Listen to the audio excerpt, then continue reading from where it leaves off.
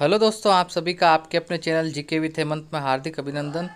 इस वीडियो में हम एक नई बुक का रिव्यू करेंगे जो कि दिव्य दृष्टि प्रकाशन से प्रकाशित होती है और भारतीय इतिहास नाम से आती है। ये इसका तीसरा एडिशन है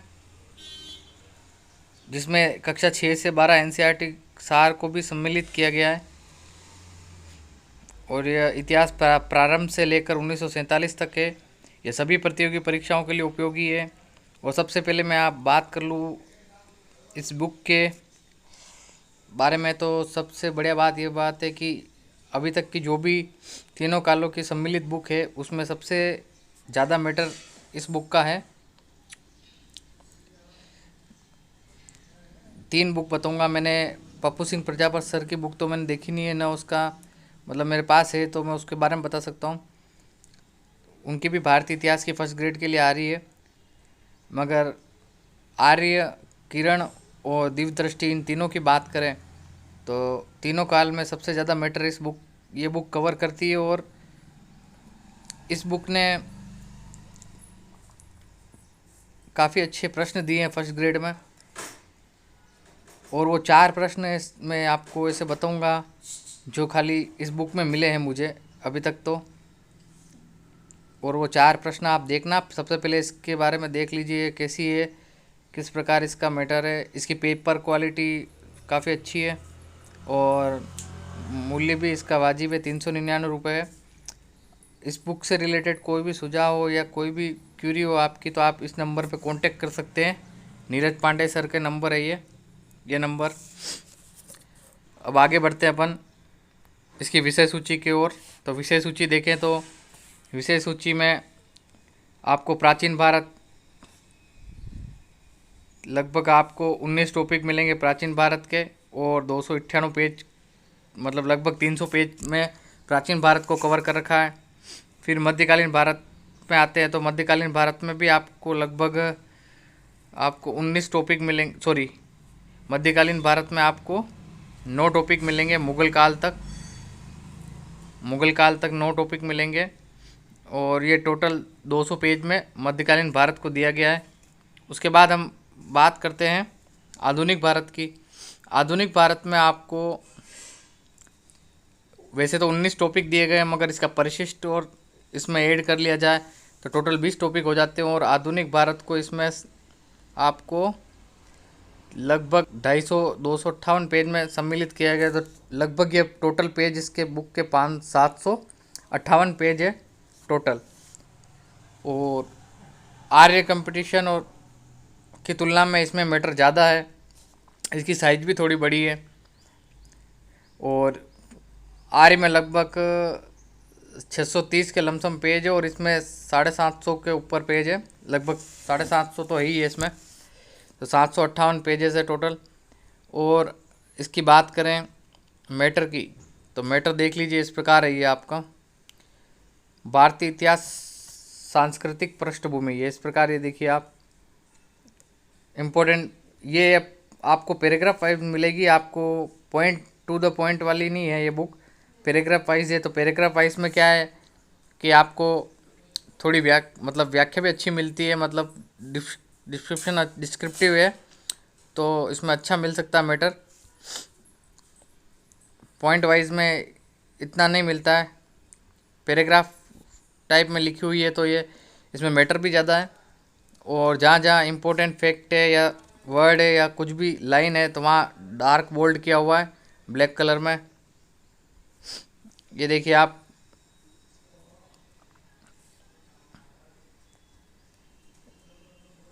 ये देखिए प्राचीन भारत में प्रमुख संवत, इस प्रकार ये जितने भी संवत है सारे संवतों के बारे में दिया गया है। ये देखिए आप, इस प्रकार की बुक है जहाँ इसमें बहुत जगह ऐसे बॉक्स बनाकर इम्पोर्टेंट फैक्ट भी दिए गए हैं। ये देख, इस प्रकार मैं वीडियो पीडीएफ में इसलिए बनाता हूँ ताकि क्या है कि मैटर को अच्छे से देखा जा सके, पॉज करके भी देख सकते हैं। बाकी अपन बुक को ओपन करते हुए दिखाऊंगा मैं, तो उसमें आप मैटर को क्लियरली नहीं देख पाएंगे और फटाफट उसके पेज को अपन ऐसे पलटना पड़ता है और ये सब कुछ है। तो ये थोड़ा सा मेन चीज़ है कि बुक के बारे में आइडिया हो जाए कि आपको बुक कैसी है, उसके मैटर के बारे में आइडिया हो जाए, यही मेन चीज़ है। तो आपको पूरी बुक खोल के बताने से, ओपन करके बताने से उतना क्लियर नहीं दिख पाता है। तो इस प्रकार ये देखिए आप, पिछली बुक जो सेकंड एडिशन था उसमें ये था कि मैप को कम यूज़ किया गया था, बिल्कुल यूज़ नहीं थे मैप। इस बुक में आपको मैप भी मिलेंगे, ये देखिए इस प्रकार से मैप आपको मिलेंगे।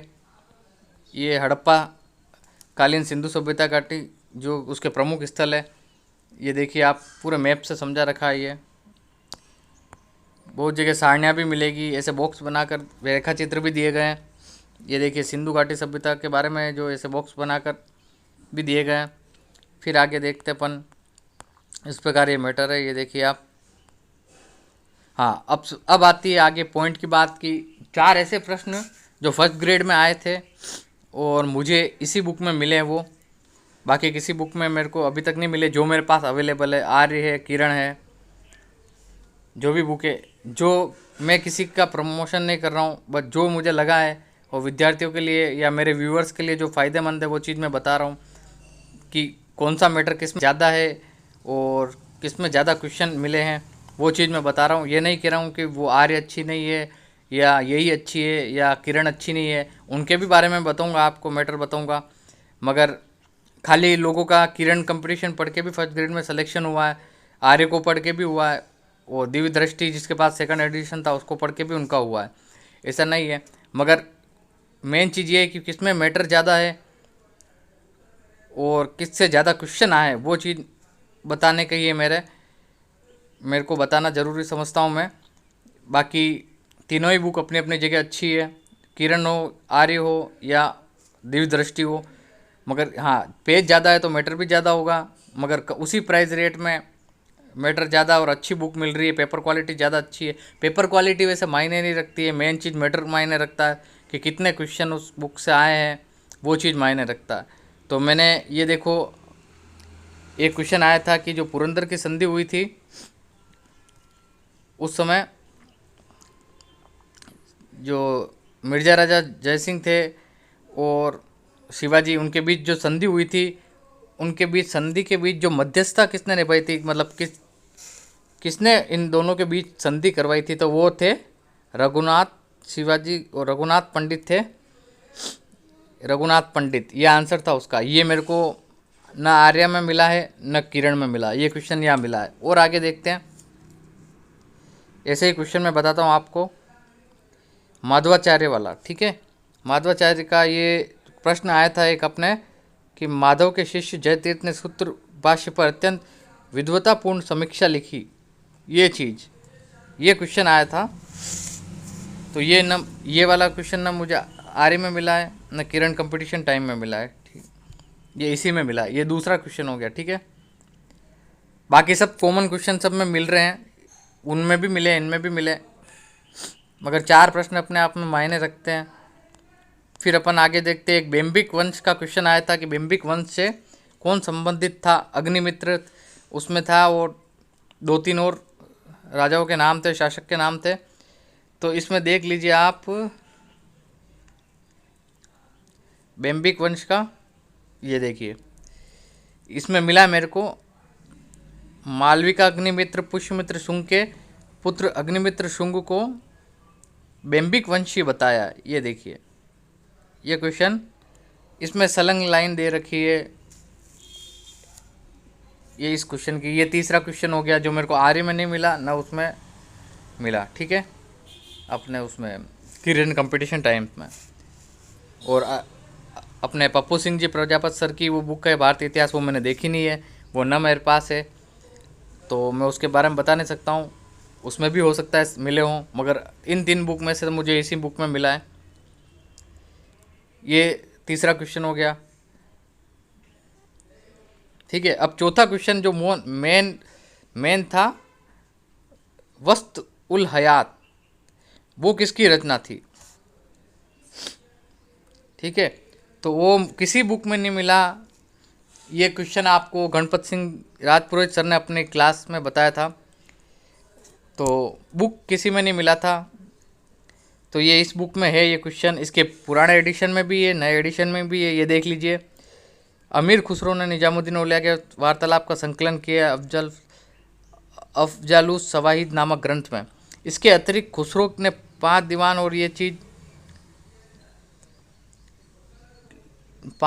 इसके अतिरिक्त खुसरो ने 5 दीवान तूफ़ात उस सिगर और वस्त उल हयात, देखिए ये वस्तु, ये देखिए ये आगे ना वस्त उल हयात 1283 ईस्वी में लिखी थी वस्त उल हयात।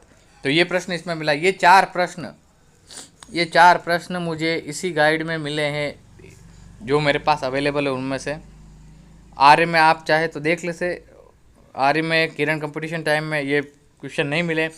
हाँ ये बात है कि उनको पढ़ने से सिलेक्शन नहीं होगा, ऐसा कुछ नहीं है, वो अपनी जगह सही है। उनको पढ़ के भी काफ़ी लोगों ने सिलेक्शन लिया है, और खाली किरण से भी लोगों ने सिलेक्शन लिया है, और आर्य से भी लिया है। और आर्य कंपटीशन और किरण ये कब से चली आ रही है, और ये नई आई है बुक, ये जिसका 3रा एडिशन है जो भारतीय इतिहास का है। 3रा एडिशन है इसका। बाकी तीनों काल एक ही बुक में समाहित हो, वो पुरानी आर्य सबसे पुरानी है, फिर उसके बाद किरण कंपटीशन टाइम आई थी, किरण कंपटीशन टाइम, और ये दोनों चलती थी, मतलब जिसमें समग्र भारतीय इतिहास हो। उसके बाद ये आई ये बुक, तो इसने काफ़ी एग्ज़ाम में काफ़ी अच्छा प्रदर्शन किया है। तो इस प्रकार ये 4 प्रश्न मुझे इसी में मिले हैं। हमजा नामा वाला भी है, मगर दोनों में, आर्य में, इसमें दोनों में है वो, मगर इनमें इतनी डिटेल नहीं दे रखी है, और उसमें कुछ चित्रों का कुछ ज़्यादा था, इनमें कम बता रखे हैं। ठीक है, तो इस प्रकार ये बुक है। ये 4 प्रश्न मेरे को इनमें मिले हैं। आप फर्स्ट ग्रेड के लिए निश्चित तौर पर इस बुक के साथ जा सकते हैं, मगर जिसके पास आर्य है वो आर्य पढ़े, किरण कंपटीशन टाइम में वही पढ़े। और जिसको ये बुक जिसको नया कुछ लेना है, कि चाहता है कि मैं अब शुरुआत करूँगा नई, या किसी और एग्ज़ाम के लिए भी रखना चाहता है, तो ये बुक वो ले सकता है। ये प्राचीन भारत के, इसमें ये चीज़ है कि पुराने एडिशन में ये जो भी भारतीय इतिहास के महत्वपूर्ण तथ्य कथन थे वो एक सबसे लास्ट में दिए होते। अब जैसे प्राचीन भारत खत्म होता टॉपिक, तो प्राचीन भारत के महत्वपूर्ण तथ्य व कथन पूरी प्राचीन भारत खत्म होने के जस्ट बाद में ये इस प्रकार ये दिए गए। तो इस प्रकार ये बुक है, तो काफ़ी अच्छी बुक है। इनकी ये वस्तुनिष्ठ भी आने वाली है जल्दी। तो ये इस प्रकार आप इस नंबर से कांटेक्ट करके ये बुक मंगवा सकते हैं, या आपके नज़दीकी बुक डिपो से परचेज़ कर सकते हैं। काफ़ी अच्छी बुक है फर्स्ट ग्रेड के लिए और अदर एग्ज़ाम के लिए, आप इसे पढ़ सकते हैं। और अगर वीडियो अच्छा लगा हो तो वीडियो को लाइक करना, शेयर करना और चैनल को ज़्यादा से ज़्यादा सब्सक्राइब करना। Thanks for watching friend.